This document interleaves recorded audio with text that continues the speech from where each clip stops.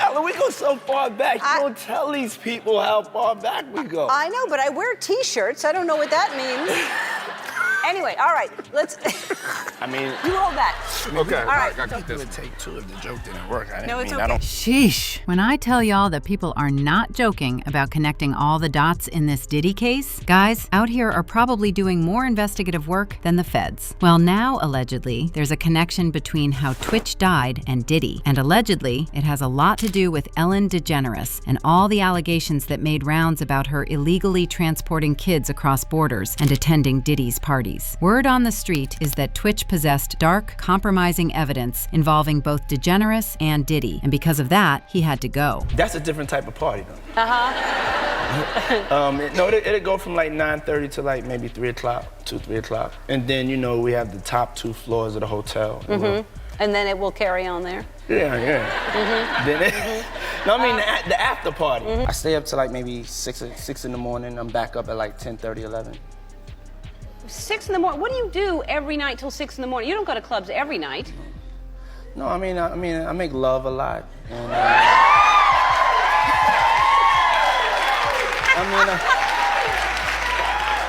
you know, That's Ellen, my favorite answer ever.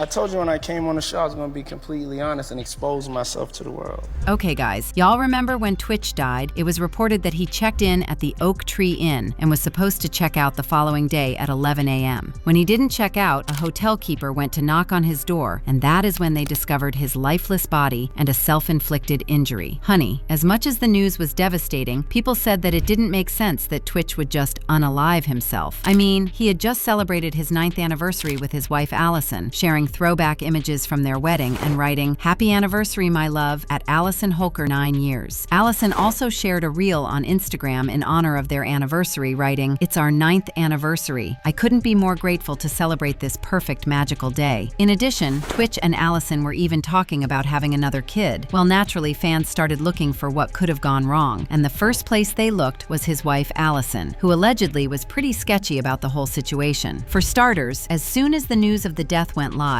Allison said in a statement, "Steven lit up every room he stepped into. He valued family, friends, and community above all else, and leading with love and light was everything to him. He was the backbone of our family, the best husband and father, and an inspiration to his fans. To say he left a legacy would be an understatement, and his positive impact will continue to be felt. I am certain there won't be a day that goes by that we won't honor his memory." Allison then closed her statement by sharing a message for her husband. "Steven, we love you. We miss you, and I will always save the last dance for you." Well, many people said that the fact that Allison released a statement as soon as the death went public was quite sus. In addition, when Allison noticed that Twitch was not home, instead of calling the police, she went to them, like she already knew something bad had happened. Then there are interviews she did months later, which a lot of people found emotionless. In fact, people were saying that from the beginning the marriage seemed forced, and that Allison is the one who pushed Twitch into being an influencer, constantly posting videos where they looked happy, and eventually Twitch couldn't handle it anymore. Something else that bothered a lot of people is that Twitch did not have a will at the time of his death, and although his wife was already entitled to half of their joint estate under California law, Allison was still required to file a petition to legally prove that she was actually married to Twitch. Allison noted in her filing that her husband owned nothing of value when they married in 2013, and that all existing assets were acquired during the marriage by virtue of the work, skills, and efforts of them both. Well, the judge granted her half of the possessions, and she now owns half of his current and future earnings from his Goldman Sachs investment account, as well as royalties from cast and crew production services, Disney Worldwide Services, and GEP Talent Services. She was also granted half of his interest in his 100% ownership of Stephen Boss Productions. Personally, I cannot judge Allison because people grieve differently, and there haven't been any concrete receipts to prove that she knew more about the death, but someone else people were giving the side eye was Ellen. Baby. One theory that was making rounds was that Twitch was planning on exposing Ellen, and she organized his death and made it look like he took his own life. In fact, Todrick Hall, a friend of Twitch, shared that Twitch was under pressure because of the scandal on the Ellen DeGeneres show.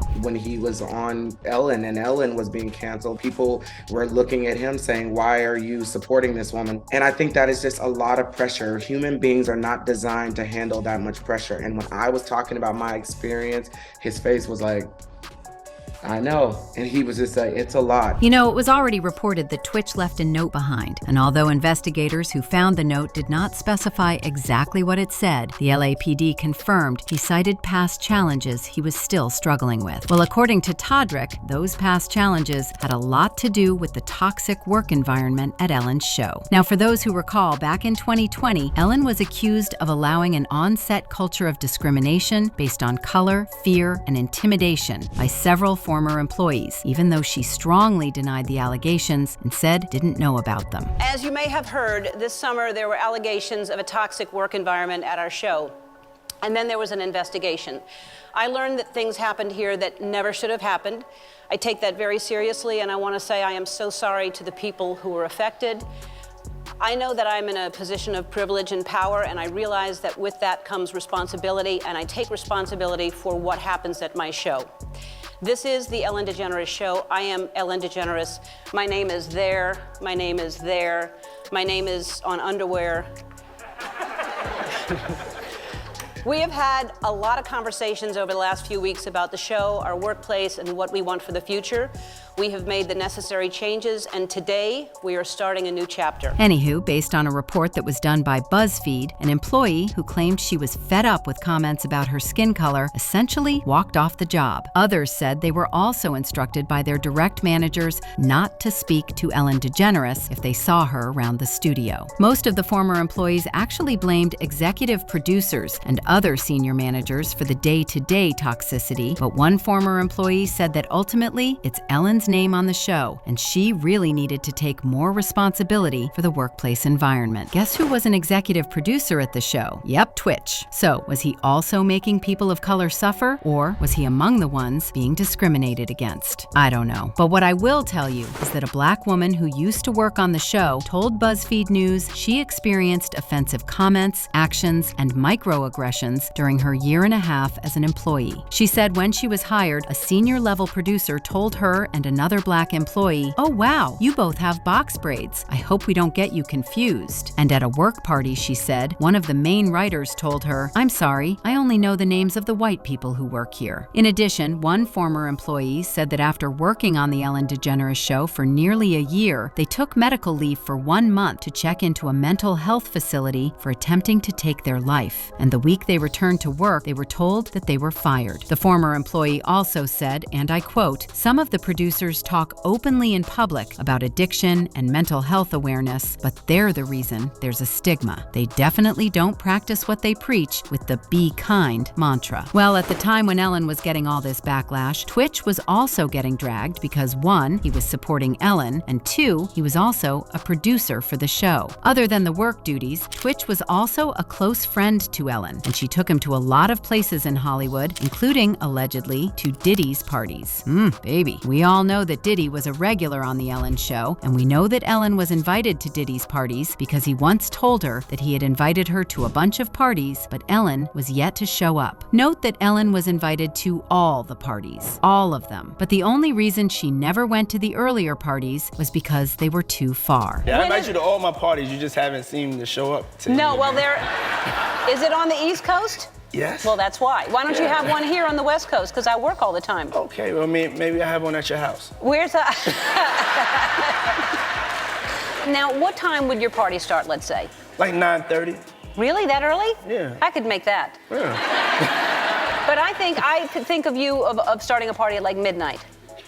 Like, what time will it go till? That's a different type of party, though. Notice how Diddy said that after midnight, they had a different kind of party? Now we know exactly what he was talking about. In addition, this particular interview was from a long time ago, because there have been claims making rounds saying that Ellen was spotted at Diddy's parties. In fact, it's been suggested a few times that Ellen may have attended the less publicized gatherings at Diddy's house, where disturbing and potentially illegal activities allegedly took place. And since Twitch was very close to Ellen, The assumption is that she took Twitch with her to the Diddy parties. Now, we all know that Diddy was accused of doing more than just freak-offs, right? There were allegations that he was also illegally transporting people, including children, across borders. And guess who was also mixed up in a similar scandal? Yep, his dear friend Ellen. For those who recall, Ellen was caught up in that Wayfair drama about selling furniture at very high prices, where the cabinets were being sold at up to $10,000. And the names of the cabinets were associated with reported missing persons, such as Naraya, Yuritsa, Samia, and Olivia. Allegedly, the cabinets were the ones being used for transportation by the likes of Ellen and Diddy. Like, people were honestly shocked that anyone would buy a hideously ugly old-school locker for up to $10,000. But it all made sense after that the whole scandal about illegal transports via Wayfair came out, and Ellen was right in the middle of it. So, what people have been saying is that maybe Twitch knew about what was happening there and the connection Ellen had with Diddy. And it also doesn't help that he's not the only person who was close to Ellen who died of mysterious circumstances. Remember Anne Heche? Her death was also clouded with a lot of conspiracy theories. And when it comes to Twitch, people said that, just like Anne, he possibly knew a little too much about Ellen. Something else that people said was that Diddy may have had his way with Twitch when he accompanied Ellen to his parties. And this is where I'm coming from. When Twitch passed on, one of the things people said was that he was allegedly on the DL, and that being on the DL may have contributed to his stress. People were saying that they are convinced that Twitch was on the DL because of something Allison herself said. In old interviews, where she talked about how they first met, Allison said that she liked Twitch when she first saw him, and she rubbed up against him and even touched his behind on several occasions, but he was not feeling it. I know that doesn't necessarily prove that he was on the DL, but that's what people were running with. And there are no actual receipts to prove that Twitch was on the DL, but if he was, to a lot of people, it makes sense that he just got tired of portraying the image of a happy marriage when, deep down, he felt otherwise. Allegedly, he was also in those tapes that were found in Diddy's homes, and we all know the kind of activities that were taking place there. So, is this something that Diddy and Ellen held over his head? Was Twitch being blackmailed because of information he may have found out? I don't know, guys, but you let me know what you think in the comments section below.